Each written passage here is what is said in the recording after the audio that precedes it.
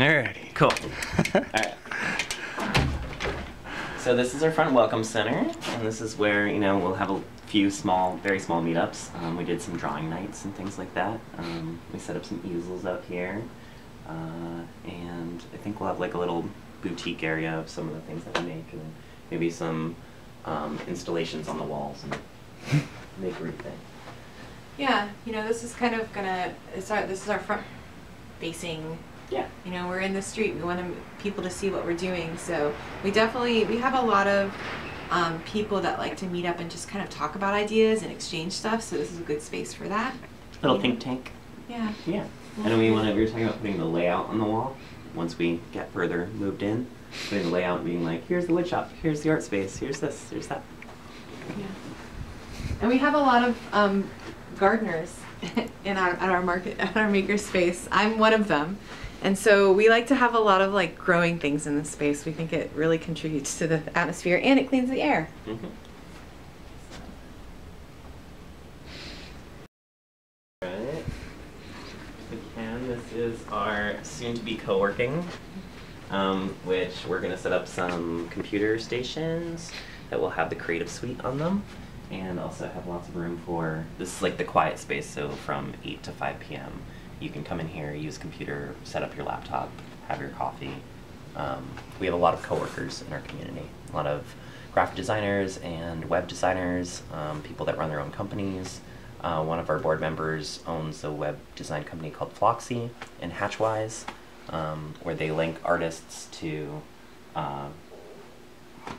you know. It's like artists and designers are linked up with people who need clients. Artists and design clients, yeah. And they kind of do a lot of the kind of back of the house work for the artist, so the artist can just make design.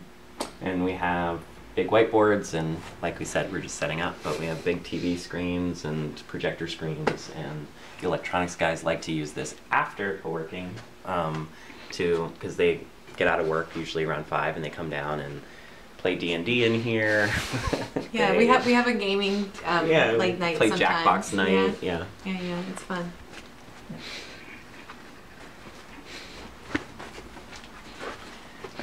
My tiny office, the admin office, which is, they like to fool around and put, you know, these are a little CNC made thing, mic stocks, and this is the electronics room.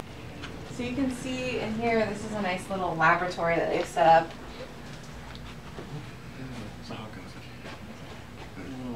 And, you know, we always get donation. People are just like, I have this Roomba, do you want it? And we're always like, sure. I'm sure we can take it apart and make something. So we've always got fun, you know, you can see like, they've just like taken the pieces off that. And the electronics group is really responsible. They host hackathons and do overnight events, which is really fun. And yeah, you can see they're just always making something. I don't know much about this. I've had a lot of fun though as an artist, because I work a lot with light and I work with photography. So I've been like talking to them like, oh, well, if I want to build a light box, and I've just been helped that way, because I can only learn so much as one person. So I can come to electronics guys and be like, hey, I have this like thing that I want to build for an installation, but I have no idea where to start. And just talking to them, they'll be like, no, that's not the way to do it. And so it saves me like days of work sometimes just coming and talking to one of these guys. In our community, we have board of directors, director of operations, excuse me. We're making all these different committees for all the members to join. It's very member led here. And then there's leads of each of the stations, like 1 to 2, sometimes 3.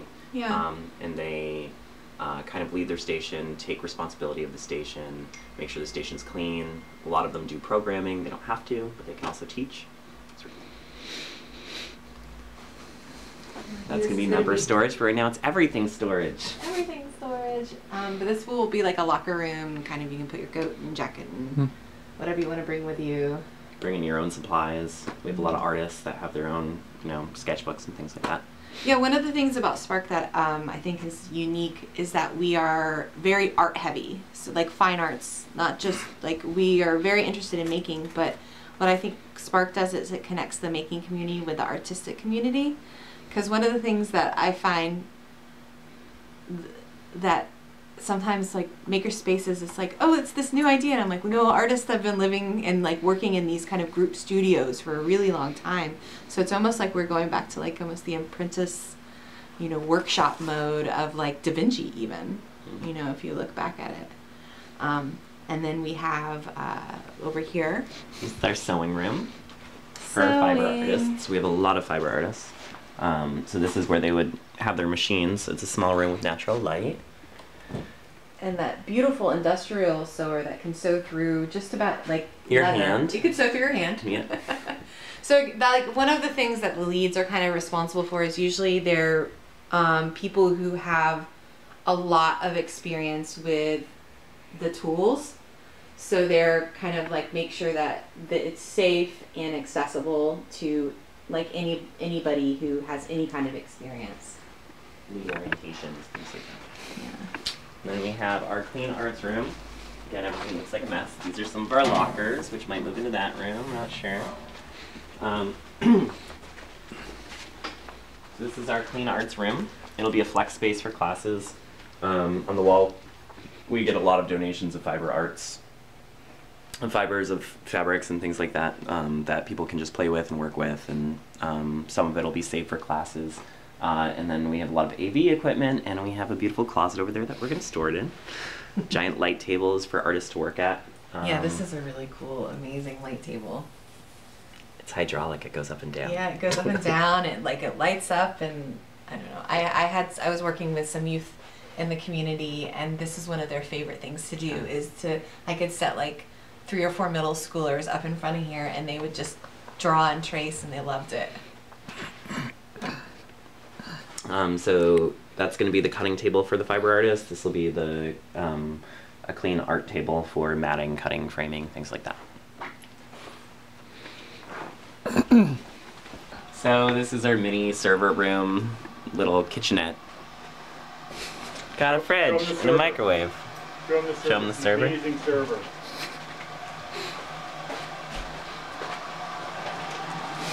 I'll let you peek around in there. Yeah, and so part of our agreement with the owner of the building is that we got Wi-Fi and we set up the server for them because that was something that they were having problems with, and so Get a lot of technology. Yeah. So there was a need in the community, and we needed space. They needed know-how, and so it really worked out well to get this space because we have a really kind of a landlord who wants to support us and like understands how important this is, you know, for like people in New London to participate in. Yeah. So, well, these are my favorite chairs. So this is done with the clean area, so we kind of go clean to dirty.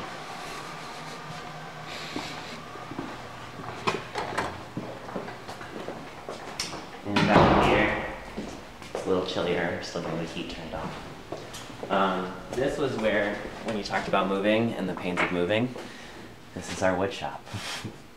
And this was probably the, you know, this gigantic lathe that we need set up. So we're still working on electricity and getting like 220 in here, which hopefully by the month end we will have.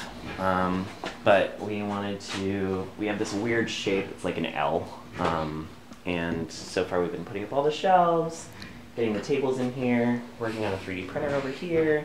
That was the auto drop 3D printer that they were working on, where it pulls after the 3D printer sits up here, and overnight they can make a queue, and this arm will pull back to this little blade here and drop the 3D printed item, come back, and then they can start another print.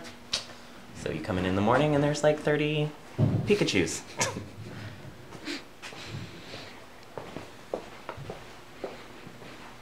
A lot of the equipment was generously donated by local high schools who we want to work with to get some programming team up, where we have a million drill presses, brand new table saw, brand new radial arm saw, brand new dust collector. We have a bigger dust collector system that we have to put in, a million nuts and bolts, generous donations of a lot of wood. We got this great donation of like a huge boxcar when we were in our other location. We still have some of the wood, but it was like 100-year-old aged Australian eucalyptus wood. Things like that. People from the community, they're like, we have this. It's worth something to you, you know? So they donate it. It's awesome. We were talking about parking, and so one of the benefits of this building too is that we have parking spaces back here. About 16 parking spaces. We just have to fix that door. Because right now our woodworker looked at it and he said if he opened it up it would fall off its hinges because it's like a 100-year-old door, you know? Yeah. It probably was original to this building. Yeah. Because this building is from, what, it's 1880s, I think? It used to be an old department store. This is our stained glass area, or soon to be our stained glass area. Our small CNC mill, which we'd like to get up and running soon. And our small metals area. Small metals. We did a lot of jewelry design classes in our last location. Jewelry design. We have a knife maker here now. Lots of fun stuff. So we have all those fun layout meetings to come and structure meetings. It's going to be great.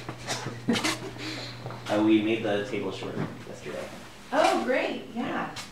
So this is, what did we call it? DDP? DPD. No. No, DPP. DPP.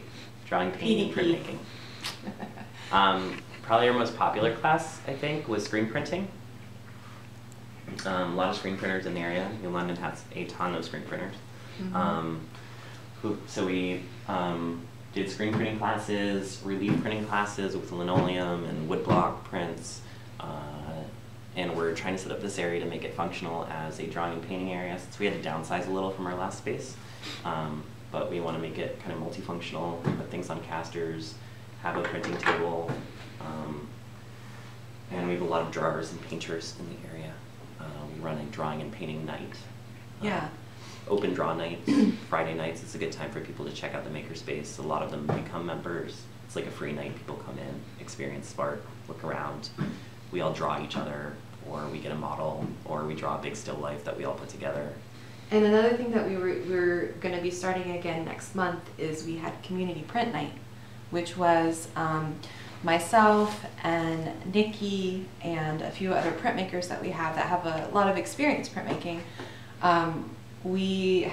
It's just open to the community, completely free. You bring stuff to either screen print or block print. So we have a little bit left over from the last time that we did this. These are some of our test prints. It was Christmas themed. We had a deer, and some people brought in cardstock and made cards for their family because we did it about 2 weeks before Christmas.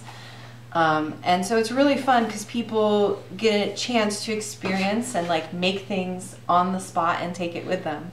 And then a lot of times they'll come back to the makerspace because they've had so much fun during the community print night. And usually, or they'll just take our classes. Or they'll just take the classes or whatever, because we like to do things that are for the members, of course, but we always want to do stuff that it invites the community in more. Because people are always like, this is so cool, we didn't know this was here. And now that we're on State Street, we're hoping to get a lot more foot traffic. Our last space was kind of like you saw New London, it's a million side streets, and this is one of the main streets, and our last space was kind of inside the side streets. Yeah, it was on a side street. Side street. And we'd like to set up plumbing soon and get a big basin sink over here. It's kind of messy, we need to store some of these easels.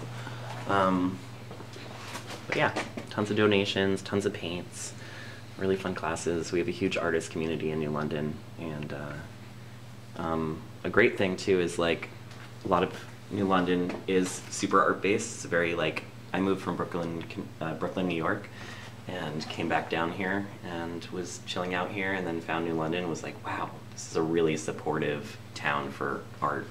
And exposing artists to like new technologies is a big thing that we're doing. Just a lot of them never heard of 3D printers or laser cutters or CNC mills, and yeah, and my passion is youth art, so I love being able to bring young people in here, and because art is basically gone from public schools these days. Like what I like about Spark is it creates like another place that they can come. We worked with Boys and Girls Club. Allie did an after-school program with Benny Dover Middle School. We worked with some of the high school students. We did some mentorships and internships. We had a lot of high school students that volunteered here because they had to do some volunteer credits to graduate, and they were really excited to work in woodworking or work here or that. And it's a good place for mentorship. Yeah, and there's a lot of intergenerational. Like we have members, like we have kids here, but we also have members who are in their 60s, 70s, and 80s. And it's great when we get I wish you could have been here during a group thing, because we have basically like almost all age levels and experiences all just kind of working together. And it's really, that's what's been like my really teacher is a member, and my teacher's teacher is a member. So there's like 3 generations of artist teachers and that sort of thing. Yeah. So next door, and this is even less built out than the makerspace, next door to us is the visual art library. And so we have Spark members who are now volunteers for the visual art library. And like we're still cataloging. We have probably 100,000 or more volumes of visual art books or magazines, and lots of like ephemera, just like random stuff, and like actual works of art as part of the collection.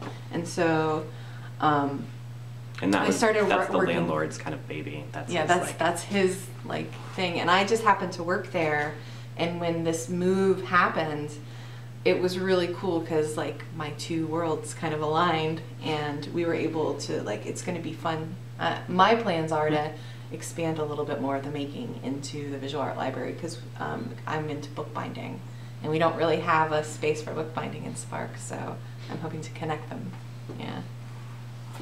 And we can show you the front of the visual arts library too. Right now it's appointment only. He's taken books from all over the world, Paris, Rome. We just got some from India.